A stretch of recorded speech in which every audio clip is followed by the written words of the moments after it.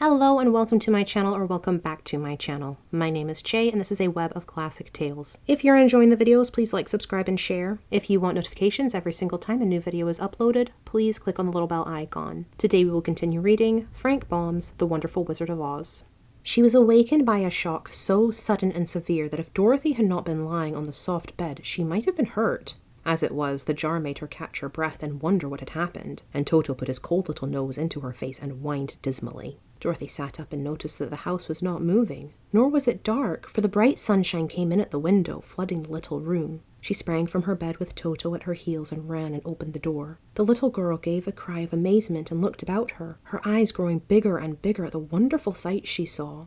The cyclone had set the house down very gently, for a cyclone, in the midst of a country of marvelous beauty. There were lovely patches of greensward all about, with stately trees bearing rich and luscious fruits. Banks of gorgeous flowers were on every hand, and birds with rare and brilliant plumage sang and fluttered in the trees and bushes. A little way off was a small brook, rushing and sparkling along between green banks, and murmuring in a voice very grateful to a little girl who had lived so long on the dry, grey prairies. While she stood looking eagerly at the strange and beautiful sights, she noticed coming toward her a group of the queerest people she had ever seen. They were not as big as the grown folk she had always been used to, but neither were they very small. In fact, they seemed about as tall as Dorothy, who was a well-grown child for her age, although they were, so far as looks go, many years older. 3 were men and 1 a woman, and all were oddly dressed. They wore round hats that rose to a small point a foot above their heads, with little bells around the brims that tinkled sweetly as they moved. The hats of the men were blue.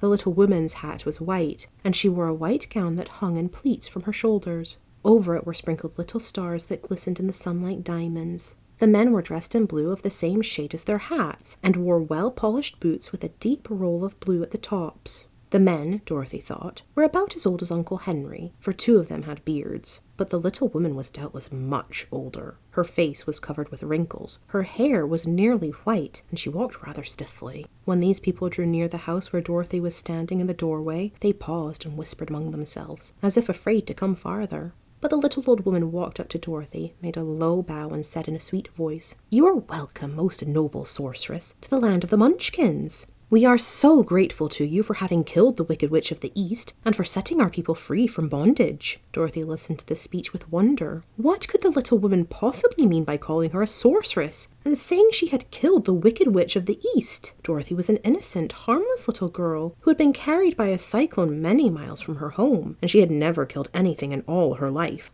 But the little woman evidently expected her to answer, so Dorothy said with hesitation, "You are very kind, but there must be some mistake. I have not killed anything." "Your house did, anyway," replied the little old woman with a laugh. "And that is the same thing, see?" she continued, pointing to the corner of the house. "There are her 2 feet, still sticking out from under a block of wood." Dorothy looked and gave a little cry of fright. There, indeed, just under the corner of the great beam the house rested on, 2 feet were sticking out, shod in silver shoes with pointed toes. Oh dear!" cried Dorothy, clasping her hands together in dismay. "The house must have fallen on her. Whatever shall we do?" "There's nothing to be done," said the little woman calmly. "But who was she?" asked Dorothy. "She was the Wicked Witch of the East, as I said," answered the little woman. "She has held all the Munchkins in bondage for many years, making them slave for her night and day. Now they are all set free, and are grateful to you for the favor." "Who are the Munchkins?" inquired Dorothy. "They are the people who live in this land of the East where the Wicked Witch ruled." "Are you a Munchkin?" asked Dorothy. "No, but I am their friend, although I live in the land of the North. When they saw the Witch of the East was dead, the Munchkins sent a swift messenger to me, and I came at once." "I am the Witch of the North." "Oh, gracious!" cried Dorothy. "Are you a real witch?" "Yes, indeed," answered the little woman. "But I am a good witch, and the people love me. I am not as powerful as the Wicked Witch was who ruled here, or I should have set the people free myself." "But I thought all witches were wicked," said the girl, who was half frightened at facing a real witch. "Oh no, that is a great mistake. There are only 4 witches in all the land of Oz, and 2 of them, those who live in the North and the South, are good witches. I know this is true, for I am one of them myself, and cannot be mistaken. Those who dwelt in the East and the West were indeed wicked witches. But now that you have killed one of them, there is but one wicked witch in all the land of Oz, the one who lives in the West." "But," said Dorothy after a moment's thought, "Aunt Em has told me that the witches were all dead, years and years ago." "Who is Aunt Em?" inquired the little old woman. She is my aunt who lives in Kansas, where I came from." The Witch of the North seemed to think for a time, with her head bowed and her eyes upon the ground. Then she looked up and said, "I do not know where Kansas is, for I have never heard that country mentioned before. But tell me, is it a civilized country?" "Oh, yes," replied Dorothy. "Then that accounts for it. In the civilized countries, I believe there are no witches left, nor wizards, nor sorcerers, nor magicians. But, you see, the land of Oz has never been civilized, for we are cut off from all the rest of the world. Therefore we still have witches and wizards among us." "Who are the wizards?" asked Dorothy. "Oz himself is the great wizard," answered the witch, sinking her voice to a whisper. "He is more powerful than all the rest of us together. He lives in the City of Emeralds." Dorothy was going to ask another question, but just then the Munchkins, who had been standing silently by, gave a loud shout and pointed to the corner of the house where the Wicked Witch had been lying. "What is it?" asked the little old woman, and looked and began to laugh. The feet of the dead witch had disappeared entirely, and nothing was left but the silver shoes. "She was so old," explained the Witch of the North, "that she dried up quickly in the sun. That is the end of her, but the silver shoes are yours, and you shall have them to wear." She reached down and picked up the shoes, and after shaking the dust out of them, handed them to Dorothy. "The Witch of the East was proud of those silver shoes," said one of the Munchkins, "and there is some charm connected with them, but what it is we never knew." Dorothy carried the shoes into the house and placed them on the table. Then she came out again to the Munchkins and said, "I am anxious to get back to my aunt and uncle, for I am sure they will worry about me. Can you help me find my way?" The Munchkins and the witch first looked at one another, and then at Dorothy, and then shook their heads.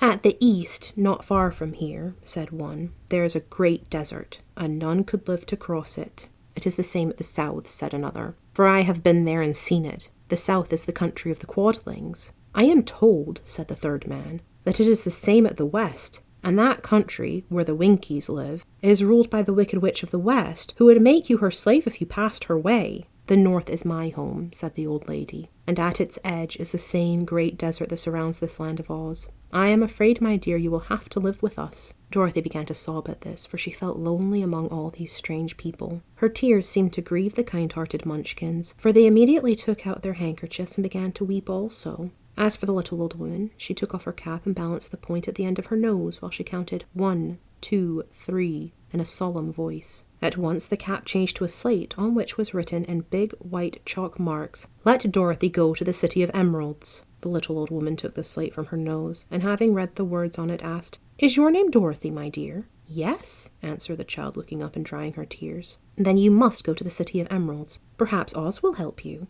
"Where is this city?" asked Dorothy. "It is exactly in the center of the country, and is ruled by Oz, the great wizard I told you of." "Is he a good man?" inquired the girl anxiously. "He is a good wizard. Whether he is a man or not I cannot tell, for I have never seen him." "How can I get there?" asked Dorothy. "You must walk. It is a long journey through a country that is sometimes pleasant and sometimes dark and terrible. However, I will use all the magic arts I know of to keep you from harm." "Won't you go with me?" pleaded the girl, who had begun to look upon the little old woman as her only friend. "No, I cannot do that," she replied, "but I will give you my kiss, and no one will dare injure a person who has been kissed by the Witch of the North." She came close to Dorothy and kissed her gently on the forehead. Where her lips touched the girl, they left a round, shining mark, as Dorothy found out soon after. "The road to the City of Emeralds is paved with yellow brick," said the witch, "so you cannot miss it. When you get to Oz, do not be afraid of him, but tell your story and ask him to help you. Goodbye, my dear." The three Munchkins bowed low to her and wished her a pleasant journey, after which they walked away through the trees.